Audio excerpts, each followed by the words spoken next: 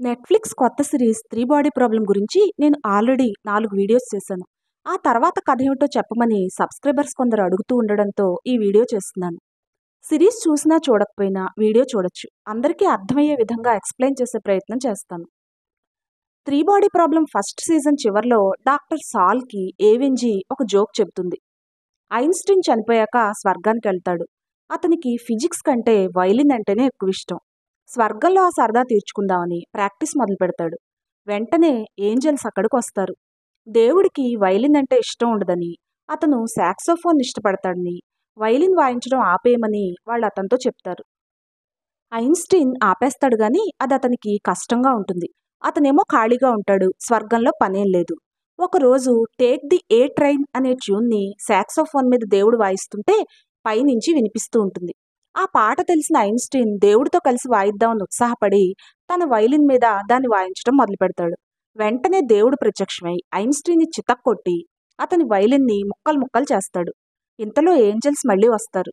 మేం ముందే చెప్పాం కదా, నెవర్ ప్లే విత్ గాడ్ అని అంటారు. ఇక్కడ ప్లే అనడంలో అతనితో కలిసి వాయించొద్దు అని, అతనితో ఆటలాడొద్దు అని 2 అర్థాలొస్తాయి. ఈ జోక్ వింటే నవ్వేమీ రాదు. నిజానికి ట్రైసోలారెన్స్‌ని భూమి మీదకి రమ్మని ఆహ్వానిస్తూ మెసేజ్ పంపింది ఏవెంజీ. ఈటీఓ అనే ఎర్త్ సోలారిస్ ఆర్గనైజేషన్‌ని నడిపి, ట్రైసోలారెన్స్ రాక కోసం వాలంటీర్లను నియమించి, అన్ని రకాలుగా ఏర్పాట్లు చేసింది కూడా ఆమె. కానీ చివరికి తాను చేసింది సరైంది కాదని అర్థం చేసుకుని ట్రైసోలారెన్స్‌ని ఆపాలని నిర్ణయించుకుంటుంది ఏవెంజీ. అన్ని చోట్ల ఉంటూ, అన్నీ వింటూ ట్రైసోలారెన్స్‌కు చేరవేసే సోఫాన్ల కారణంగా ట్రైసోలారెన్స్ అర్థం చేసుకోలేని విధంగా ఉండాలని, తాను తెలుసుకున్న నిజాన్ని సాల్‌కి అలా జోక్ రూపంలో చెబుతుంది ఏవెంజీ. సాల్ చాలా తెలివైనవాడు కనుక ఆ జోక్ వెనుకనున్న అర్థాన్ని తెలుసుకుని ట్రైసోలారెన్స్ నుంచి భూమిని రక్షిస్తాడని ఆమె ఆశ. కానీ అప్పటికే ఆమె నుంచి ప్రమాదాన్ని పసిగట్టిన ట్రైసోలారెన్స్ ఆమెను వెంటనే చంపించేస్తారు. సాల్ మీద కూడా హత్యా ప్రయత్నం జరుగుతుంది. సాల్‌కి ట్రైసోలారెన్స్ అంత ఇంపార్టెన్స్ ఎందుకిచ్చారో ఎవరికీ అర్థం కాకపోయినా, అతను ఏదో విధంగా ఉపయోగపడతాడని అనుకున్న ప్రపంచ దేశాలు అతన్ని కూడా నలుగురు వాల్ ఫేసర్లలో ఒకడిగా నియమిస్తారు. వాల్ ఫేసర్ అనేది ఒక ప్రత్యేకమైన ప్రాజెక్ట్. సోఫాన్ల కారణంగా ఎటువంటి ప్రైవసీ లేకపోవడంతో ఈ ప్రోగ్రామ్‌ని డిజైన్ చేసింది గవర్నమెంట్. వీళ్ళు ఇండివిడ్యువల్‌గా పనిచేస్తారు. ట్రైసోలారెన్స్ అటాక్ నుంచి భూమిని రక్షించడానికి సీక్రెట్‌గా కేవలం తమ మనసులోనే ప్లాన్ చేసుకోవాలి వాళ్ళు. ఎవరికి చెప్పినా సోఫాన్స్ ద్వారా ట్రైసోలారెన్స్‌కి తెలిసిపోతుంది కనుక, ఆ సీక్రెట్ ప్లాన్‌ని అమలు చేసే ప్రాసెస్ ఎవరికీ అర్థం కాని విధంగా ప్రిపేర్ చేసుకోవాలి. ఆ ప్లాన్‌తో 400 ఇయర్స్ తర్వాత భూమిని చేరబోతున్న ట్రైసోలారిస్ ఆర్మీని సర్ప్రైజింగ్‌గా అటాక్ చేయాలి లేదా ఆపగలగాలి. 'Three body problem' series first season ఇలా ఇక్కడ ఆగుతుంది. అసలు ఏవెంజీ సాల్‌కి ఏం చెప్పదలుచుకుంది? సాల్ ఆ రహస్యాన్ని తెలుసుకుని ఏదైనా ప్లాన్ చేస్తాడా అన్న విషయాన్ని సెకండ్ సీజన్‌లో ఇంట్రెస్టింగ్‌గా చూపిస్తారని ఆశిస్తున్నాను. కానీ అసలు ఆ జోక్ వెనుక ఉన్న అర్థం ఏమిటి? బుక్స్‌లో ఈ సీన్‌ని ఆథర్ లూ సిక్సిన్ ఎలా రాశారు? డార్క్ ఫారెస్ట్ అసలు రహస్యం ఏమిటి? లాంటి ఇంట్రెస్టింగ్ స్టోరీ పాయింట్స్ తెలుసుకోవాలనుకుంటే ఈ వీడియో ఇక మీదట చూడండి. లేదు మేము సెకండ్ సీజన్ చూస్తాం, మాకు సస్పెన్స్ కావాలి అనుకుంటే ఇక్కడితో ఆపేయండి. నా స్పాయిలర్ అలర్ట్ నేను ఇచ్చేసాను. ఇక మీ ఇష్టం. కానీ నేను ఈ బుక్స్ 3 సార్లు చదివాను ఇప్పటివరకు. ఎప్పటికప్పుడు కొత్తగానే అనిపిస్తాయి నాకు. ఈ స్టోరీ అంత కాంప్లికేటెడ్. సరే, ఇక కథలోకొస్తే ట్రైసోలారిస్ నుంచి భూమికి ఉన్న దూరం 4.21 లైట్ ఇయర్స్ కావడం వల్ల వాళ్ళు భూమిని చేరడానికి 421 ఇయర్స్ పడుతుంది. ట్రైసోలారెన్స్ భూమిని ఆక్రమించుకోవడానికి బయలుదేరిన సంగతి కొంచెం ఆలస్యంగా తెలుసుకున్న భూమి మీది మనుషులు 400 ఇయర్స్ తర్వాత వాళ్ళని ఎదుర్కోవడం కోసం ప్రయత్నాలు మొదలుపెడతారు. అప్పటికే ట్రైసోలారెన్స్ సోఫాన్లని పంపి భూమి మీద ఎటువంటి సైన్స్ పరమైన డెవలప్మెంట్స్ జరగకుండా ఆపేస్తారు. ఆ సోఫాన్స్ భూమి మీద ఎక్కడ ఏం జరిగినా తెలుసుకుని ట్రైసోలారెన్స్‌కి ఇన్ఫార్మ్ చేస్తూ ఉంటాయి. అప్పుడే వాల్ ఫేసర్ ప్రాజెక్ట్ మొదలవుతుంది.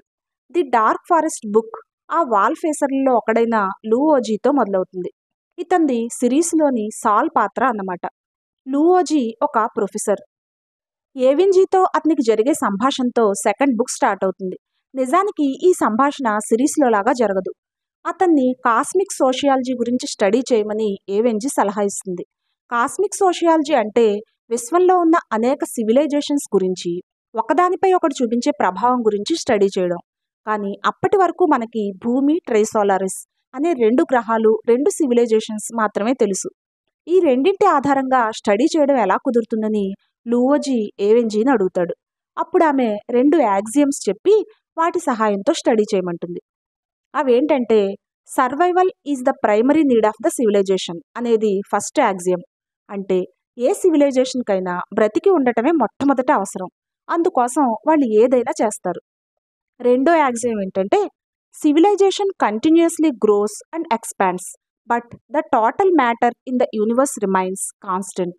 అంటే నాగరికతలు వాటి జనాభా అలా పెరిగిపోతూనే ఉంటాయి, కానీ మొత్తం విశ్వంలో ఉండే పదార్థం అంటే రీసోర్సెస్ మాత్రం ఎప్పుడూ అంతే ఉంటాయి.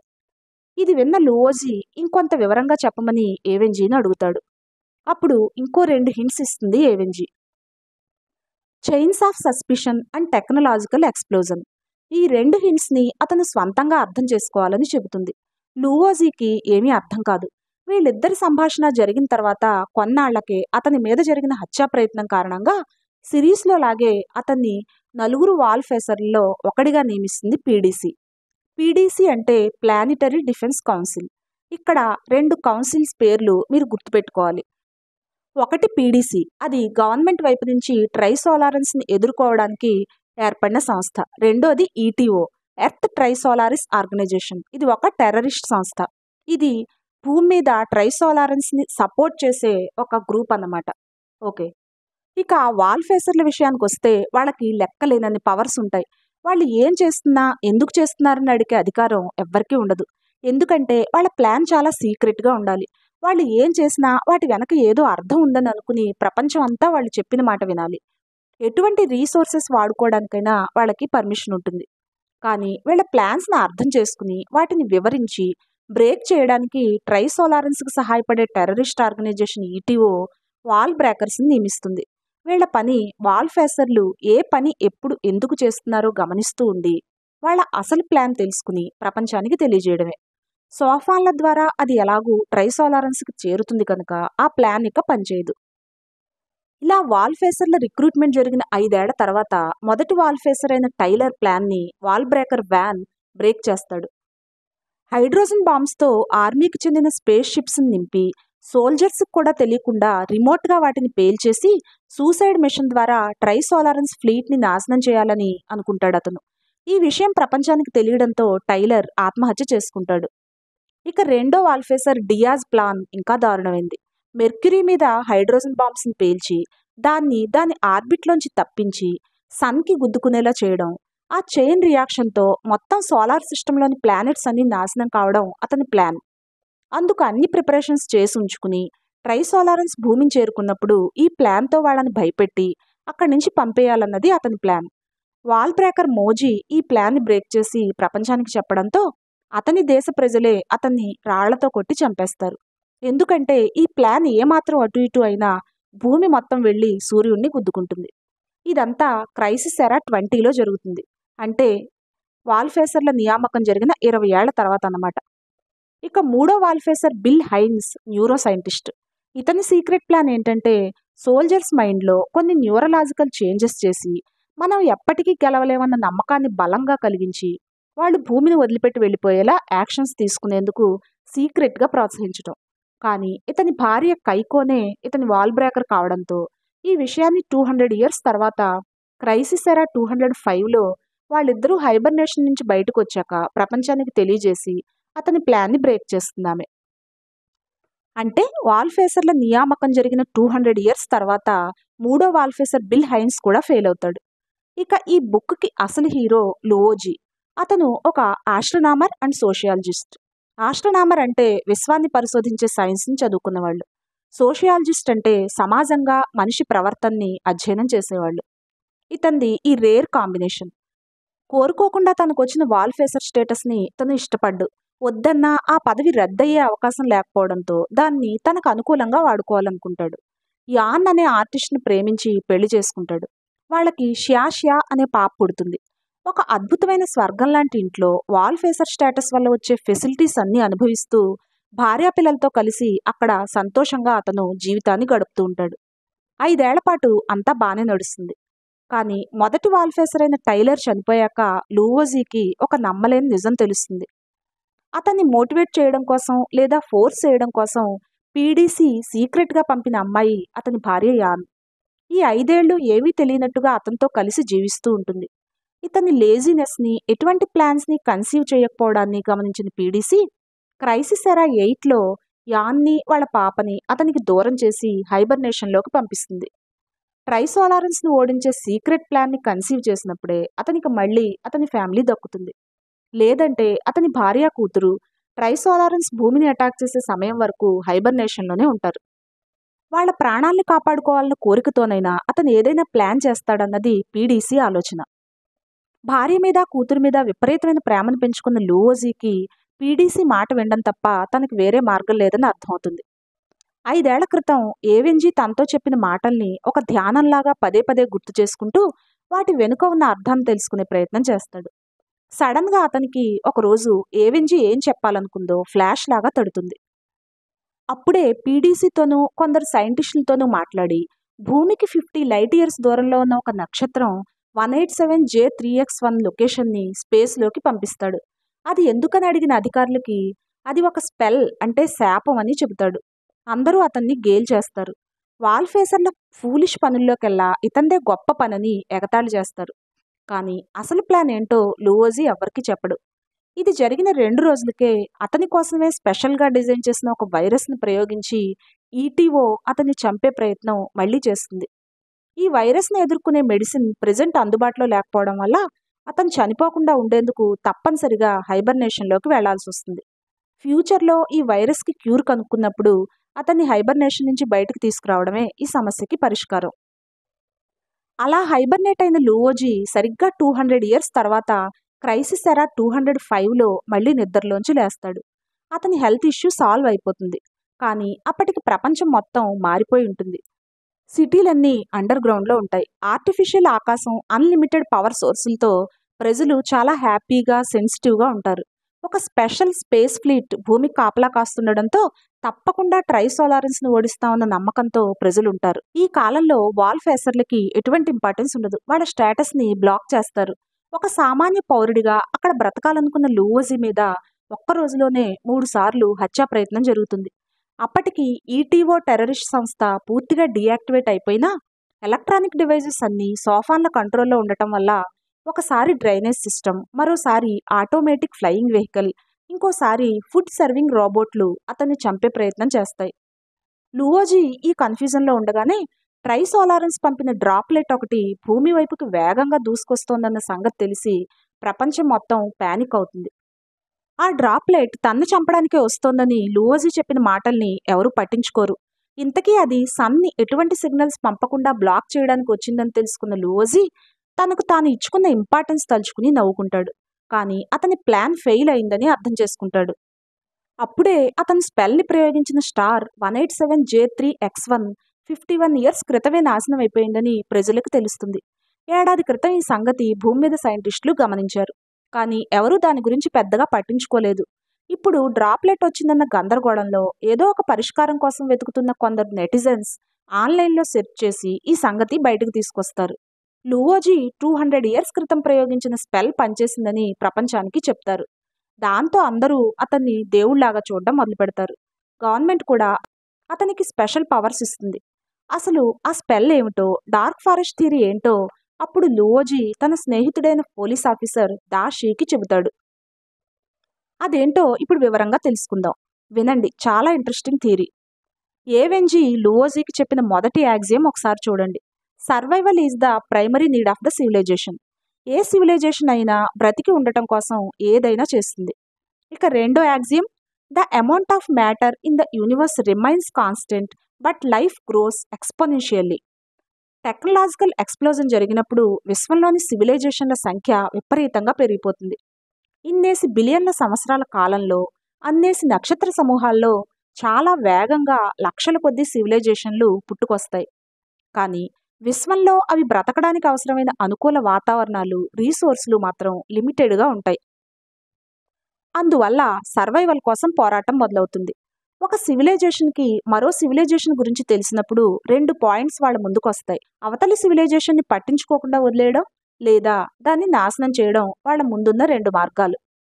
అవతలి సివిలైజేషన్ మనకంటే వీక్ అయితే దాన్ని వదిలేయచ్చు. కానీ టెక్నాలజికల్ ఎక్స్‌ప్లోజన్ జరిగి అది చాలా తక్కువ కాలంలో మనకంటే బలంగా మారొచ్చు. అదే చైన్స్ ఆఫ్ సస్పిషన్.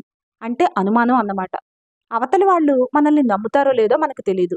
వాళ్ళు మనల్ని నాశనం చేసే కంటే ముందు మనమే వాళ్ళని నాశనం చేస్తే మంచిదన్నది సేఫ్ సైడ్ ఆలోచన. అదే డార్క్ ఫారెస్ట్ హైపోథసిస్. ఈ విశ్వం మొత్తం ఒక అడవి లాంటిది. అందులో ప్రతి సివిలైజేషన్ ఒక వేటగాడు అనుకుంటే వాళ్ళంతా చాలా జాగ్రత్తగా చప్పుడు చేయకుండా శత్రువుల కోసం వెతుకుతూ ఆ అడవిలో తిరుగుతూ ఉంటారు.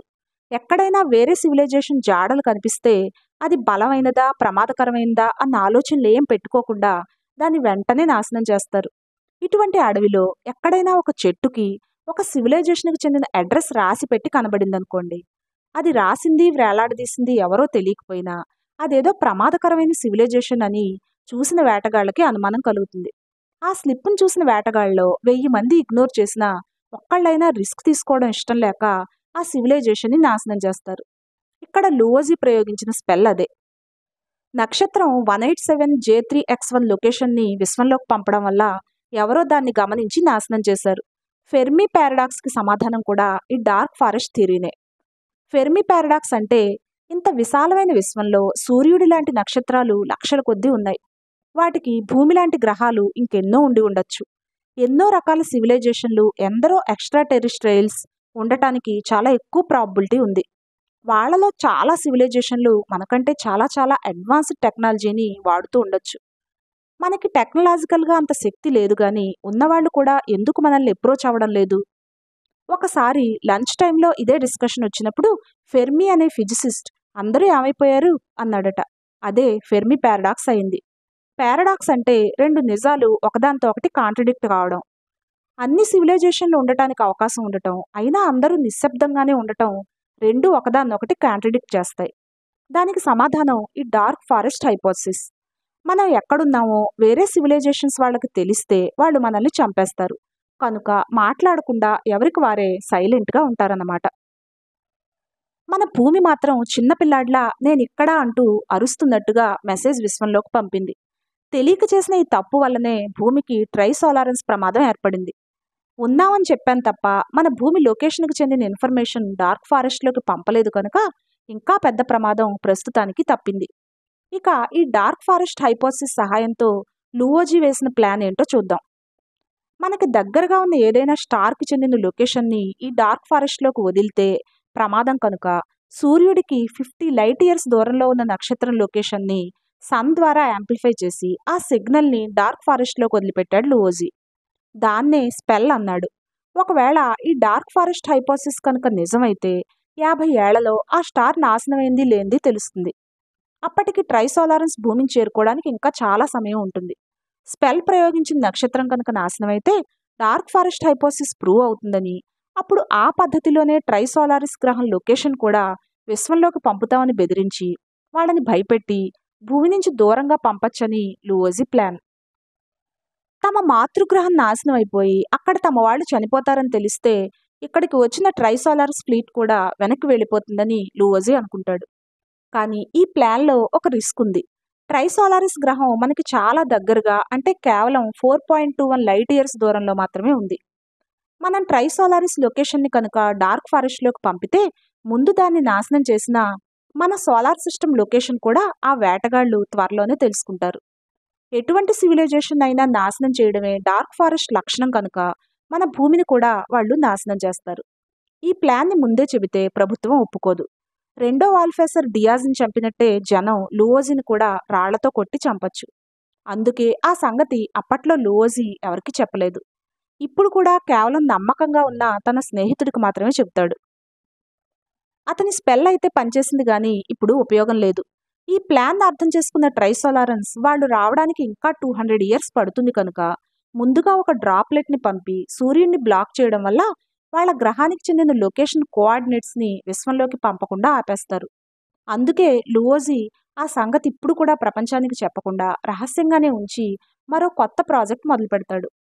ట్రైసోలారెన్స్ రాకుండా ఆపలేం కనుక కనీసం వాళ్ళు సోలార్ సిస్టంలోకి ఎంటర్ అయ్యారో లేదో తెలుసుకోవడం కోసం సోలార్ సిస్టమ్ లోపల అటామిక్ బాంబ్స్ని పేల్చి కాస్మిక్ డస్ట్ని చాలా ఎక్కువ ప్రదేశాల్లో వెదజల్లితే వాటి జాడ మనకి తెలుస్తుందని, అప్పుడు మనకి వాళ్ళతో పోరాడే సమయం, అవకాశం కొంత దొరుకుతాయని చెబుతాడు లూవోజీ. ఆ ప్రాజెక్ట్‌కి స్నో ప్రాజెక్ట్ అనే పేరు పెడతారు. 3 ఏళ్ల పాటు అతను ఆ పనిలో బిజీగా ఉంటాడు. కానీ మెల్లగా జనం అతన్ని నమ్మడం మానేస్తారు. అతన్నో పిచ్చివాడిలా భావిస్తారు. ఆపలేనప్పుడు ట్రైసోలారన్స్ ఎప్పుడు సోలార్ సిస్టంలోకి ఎంటర్ అయ్యారో తెలుసుకుని ప్రయోజనం ఏముందనుకుంటారు. లూవోజీ కూడా బాగా తాగుడుకు అలవాటు పడి ఆరోగ్యం పాడు చేసుకుని పిచ్చివాడిలా తయారవుతాడు. దాదాపుగా చనిపోయే స్థితిలో అతను ఏవెన్జీ సమాధి దగ్గరకు వెళ్లి సోఫాన్లని పిలుస్తాడు. అవి సమాధానం ఇవ్వవు. అప్పుడు అతను తన అసలు ప్లాన్ని గట్టిగా బయటికి చెప్తాడు. ఆ అటామిక్ బాంబ్స్ని అతను ఒక క్రమ పద్ధతిలో సోలార్ సిస్టమ్ స్పేస్లో అమర్చాడు. వాటిని డిటొనేట్ చేసే స్విచ్ని తన గుండె కదలికలకి కనెక్ట్ చేసుకున్నాడు. ఆ క్రేడిల్ సిస్టమ్ వల్ల అతను చనిపోయి అతని గుండె కొట్టుకోవడం మానేస్తే ఆ అటామిక్ బాంబ్స్ అన్నీ పేలిపోతాయి. అవి అతను అమర్చిన పొజిషన్స్ వల్ల మోర్స్ కోడ్లో ట్రైసోలారిస్ లొకేషన్ని డార్క్ ఫారెస్ట్కి రివీల్ చేస్తాయి. సూర్యుడితో యాంప్లిఫై చేసే అవసరం లేకుండానే అతను శక్తివంతంగా లొకేషన్ని డార్క్ ఫారెస్ట్లోకి పంపేందుకు ఈ ప్లాన్ చేశాడు. ఇదంతా చెప్పి గుండెకి గన్ గురిపెట్టుకుని సోఫాన్లని బ్లాక్మెయిల్ చేస్తాడు లూవోజీ. ఈ ప్లాన్ వల్ల సోలార్ సిస్టమ్ లొకేషన్ కూడా రివీల్ అయిపోతుంది. ఆ రిస్క్ తీసుకుని 2 సివిలైజేషన్స్ నాశనం చేయడానికే సాహసించానని, ఆపుతారో లేదో ఇక ట్రైసోలారన్ సిస్టమ్ అని చెప్తాడు. సోఫాన్లు వెంటనే రెస్పాండ్ అవుతాయి. అప్పటికే 9 డ్రాప్లెట్స్ సోలార్ సిస్టంలో ఎంటర్ అయి ఉన్నాయి. అవి వెంటనే అక్కడి నుంచి వెళ్ళిపోవాలన్నది లూవోజీ మొదటి డిమాండ్. సోఫాన్లు వెంటనే వాటిని అక్కడి నుంచి దూరంగా పంపేశామని చెబుతాయి. ట్రైసోలారన్స్ రూట్ మార్చుకుని సోలార్ సిస్టమ్కి దూరంగా వెళ్లాలని తన రెండో డిమాండ్ చెప్తాడు లూవోజీ. అలా చేయడానికి సోఫాన్లు ఒప్పుకుంటాయి. వెంటనే ప్రూఫ్ కనిపించకపోయినా ట్రైసోలారన్స్ తమ గ్రహాన్ని నాశనం చేసుకునే రిస్క్ తీసుకోరని తెలిసిన లూవోజీ రిలాక్స్ అవుతాడు. ట్రైసోలారన్స్ మనుషుల మరికొన్ని డిమాండ్స్ కూడా తర్వాత ఒప్పుకుంటారు. ముందుగా సోఫాన్ల బ్లాక్ని తీసేసి భూమి మీద టెక్నాలజికల్ డెవలప్మెంట్ని ఆపకపోవడమే కాక ట్రైసోలారన్ టెక్నాలజీని మనకి ట్రాన్స్ఫర్ చేసి మన సైన్స్ని డెవలప్ చేయడానికి వాళ్ళు ఒప్పుకుంటారు. డార్క్ ఫారెస్ట్కి సిగ్నల్ మరింత ఎఫిషియెంట్గా పంపడానికి న్యూట్రినోస్ గురించి కానీ ఎలక్ట్రోమాగ్నెటిక్ వేవ్స్ మెథడ్ గురించి కానీ మనకు అర్థమయ్యేలా చెప్పడానికి తప్పనిసరి ఒప్పుకుంటారు ట్రైసోలారన్స్. ఇలా సెకండ్ బుక్లో కథ సుఖాంతం అవుతుంది. లూవోజీ మరోసారి హీరో అవుతాడు. అతని భార్యని, పాపని హైబర్నేషన్ నుంచి బయటకు తీసుకొచ్చి లూవోజీకి అప్పగిస్తారు అధికారులు. లూవోజీ బాంబ్స్ డిటొనేట్ చేయడానికి తన శరీరంలో అమర్చుకున్న క్రేడిల్ సిస్టమ్ని ప్రభుత్వానికి ట్రాన్స్ఫర్ చేసి హాయిగా ప్రశాంతంగా తన కుటుంబంతో జీవితాన్ని గడుపుతూ ఉండడంతో ఈ బుక్ పూర్తవుతుంది. ఈ రకంగా ప్రస్తుతానికి భూమికి ట్రైసోలారన్స్ ముప్పు తప్పినట్టే. థర్డ్ బుక్లో ఇంకా చాలా కథ ఉంటుంది. ఇప్పటి వరకు ఈ కథకి మాత్రం ఒక హ్యాపీ ఎండింగ్ ఇచ్చినట్టే అవుతుంది. ఇదండి డార్క్ ఫారెస్ట్ హైపోథసిస్. వివరంగా అర్థమయ్యేలా చెప్పానని అనుకుంటున్నాను. బుక్ చదువుతున్నప్పుడు ఇంకా చాలా ఇంట్రెస్టింగ్గా, ఎగ్జైటింగ్గా ఉంటుంది. ట్రైసోలారన్స్తో పోరాడలేమని భావించిన జంగ్ బే హాయ్ అనే ఒక కెప్టెన్ న్యాచురల్ సెలక్షన్ అనే ఒక పెద్ద వార్షిప్ని దూరంగా విశ్వంలోకి తీసుకెళ్లిపోయే కథ కూడా సైమల్టేనియస్గా జరుగుతుంది. కన్ఫ్యూజంగా ఉంటుందని ఇక దాని గురించి ఈ వీడియోలో చెప్పలేదు. చెప్పిన కథలో ఏదైనా అర్థం కాకపోతే, డౌట్స్ ఏమైనా ఉంటే కామెంట్ చేయండి. తప్పకుండా క్లియర్ చేసే ప్రయత్నం చేస్తాను. ఇంకో విషయం, ఇలా వింటుంటే సరిగా అర్థం కావట్లేదు, చదివితే బాగుంటుంది అనుకునే వాళ్ళ కోసం ఈ వీడియో మాన్యుస్క్రిప్ట్ని నా బ్లాగ్లో అప్లోడ్ చేశాను. చదవాలనుకుంటే లింక్ డిస్క్రిప్షన్లో ఉంటుంది, వెళ్ళి చదవండి. వీడియో నచ్చితే మాత్రం లైక్ చేయండి. సైఫీ ఫ్యాన్స్తో ఈ స్టోరీని షేర్ చేసుకోండి. మరిన్ని ఇటువంటి వీడియోస్ కోసం నా ఛానల్ని తప్పకుండా సబ్స్క్రైబ్ చేసుకోండి. Thank you for watching.